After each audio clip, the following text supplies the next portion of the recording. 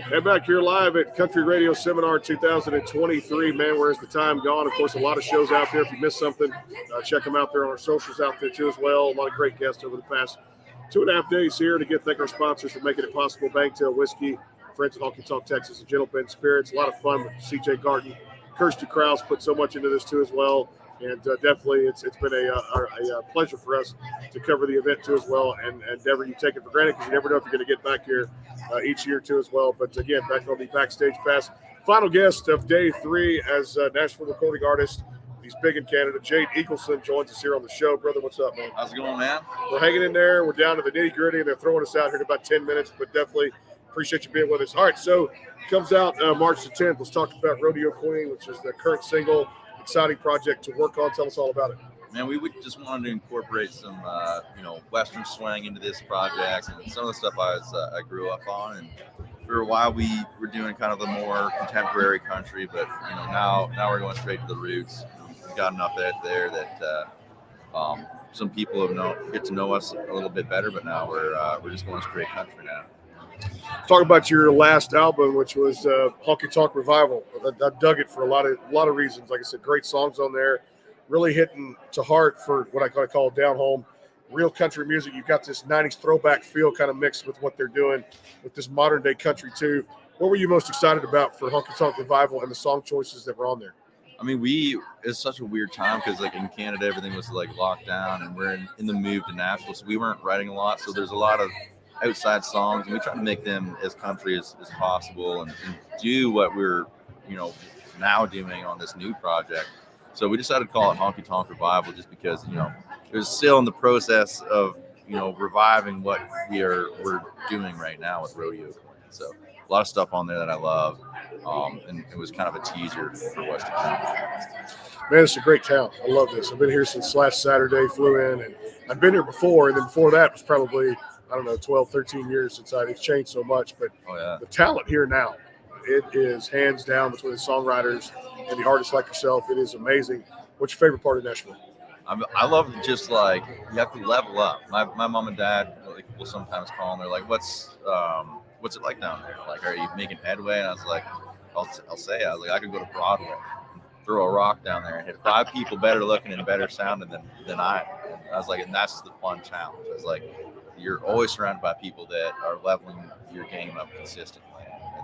It's great. It's great for that. Let's talk about a single you guys had that was on the Honky Tonk Revival record. She Don't Know. Man, just hit the nail on the head with a great country song there too. At the same time, really got people out on the dance floor having a good time. Where did that one kind of a little backstory to that one? Well, I was it's kind of middle of the pandemic, and I got this song sent, and I listened to it, and I was like, this isn't about me, then I don't know what is. As James Barker, Travis Wood, and Jonathan Singleton wrote on that one. It's such an emotional song, and as guys, we don't really know how to say the right words to our significant other. So I heard it, and I was like, I have trouble with that too. Yeah. So as long as she knows that I love her, this is my way of doing it. You're a self-titled EP. I believe it was back in 2020. It was just Jade Eagleson too as well. I dug that with a lot of great songs on there too as well.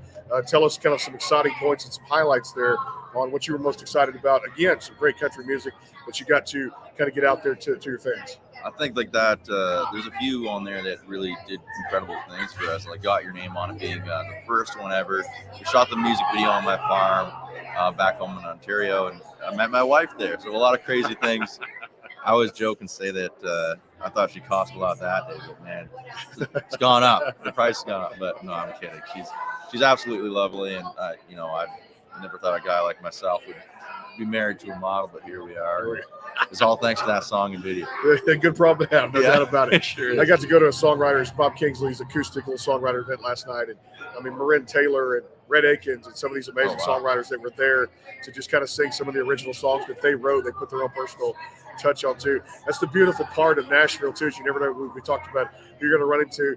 A lot of the credit goes to the songwriting itself, the songwriters who create just some amazing masterpieces that get sent over to you guys to record. I guess when you look at that part of it from the songwriter standpoint, and for me, I don't feel like they ever get enough credit out there for what the songwriters do and the hours they put into this too as well. But I guess 2-part question. What do you love most about meeting the songwriters? And then the second part of it is, what do you enjoy most about the songwriting process? I mean, I love meeting these songwriters just because, like, they're way above, what artists are. I mean, artists can joke and tell you that they're, these guys that go in and they write all day, and we write a lot, but we're nowhere near the level of like an Ashley Gorley or a Ray. And it's like all those guys have been doing it, and they're really, really skilled at it, and it's great when they send you a song. You always listen, and half the time it's going to be better than any of the 300 songs you've written out here. It's just because they've been doing it so long and they're so good at it. Last year I got to do a show with Clay Walker, my hometown boy, and we did a little football broadcast and talk some sports on here. When it comes to Ontario, I wanted to ask you about, hockey's big up there. And of course, Canadian Football League, I went to my first CFL game a few years ago when they were the Edmonton Eskimos. They've changed now. But talk a little sports with me too as well. As far as Canadian sports too, I want a major league team to come back to like Montreal. I really feel like it belongs there. Are you a Jays fan? Do you keep up with Toronto? I love Toronto teams. I'd say like the Blue Jays are what I root for, but I guess get kicked out of Canada for saying this, but I'm not a hockey guy. Not a hockey guy. I'm not. I like watching the fist fights, but that's about it. I like the NFL. That's about it. That's good as well. Well, I'll tell you, the Leafs, always are fun to see play live too at the same time. Yeah. The Jays, and of course the Raptors, winning that title there a couple of years ago too. I tell you what, the best part of Nashville, like I said, restaurants. Where do you like to eat? Now that you live here full time, there are many restaurants you like to eat at? Oh man, I'd say we just went to Edley's the other night. Oh. It's my favorite, and Hattie B's and some of these other places that anything barbecue. Honestly, I'm sold. Take me there. I'll eat it. I still got to try that Hattie B's chicken sandwich. I've not had it yet, but my goal is to get it sometime this afternoon if I can. If not, being in town for the next a couple of days too as well.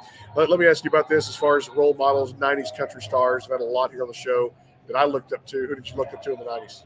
Most, I'd say, and this surprises people, but Shania Twain, man.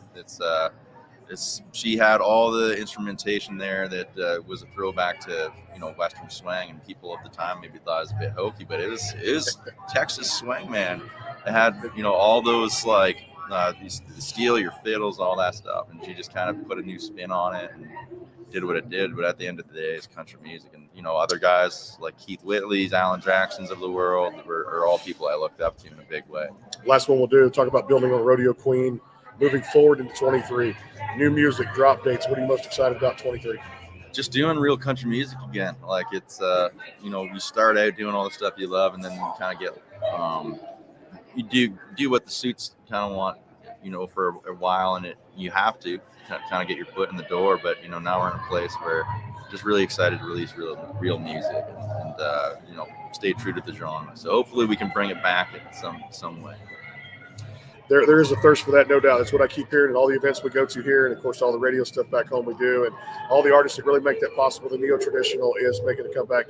Jade Eagleson, man, we appreciate the time here on the Backstage Pass. Looking forward to having you back on when the new music comes out. Appreciate you dropping by. Thanks, man. And love the belt buckle, rodeo style, traditional. Calgary Stampede. This guy is all over Canada. And, of course, if you missed anything from our CRS coverage, I want to thank everybody who made it possible. Bangtail Whiskey, our friends at Honky, Tonk, Texas. Gentle Ben Spirits, Boot Barn, fine folks who dressed us here and got all these shirts and everything and put it together. And, of course, just everybody out there, thanks to all of our guests, Kirsty Krause, CJ Garten, the entire team at Aristo. And we'll see you hopefully next year in 2024. We might still do some shows out in the lobby and things out there too as well, because my phone is blowing up too. But anyway, check out Jade Eagleson online. Go get Rodeo Queen across all the digital platforms. For everybody that made it possible, CRS 2023, what a hit. We'll see you soon from all of us here at the Backstage Pass. Take care.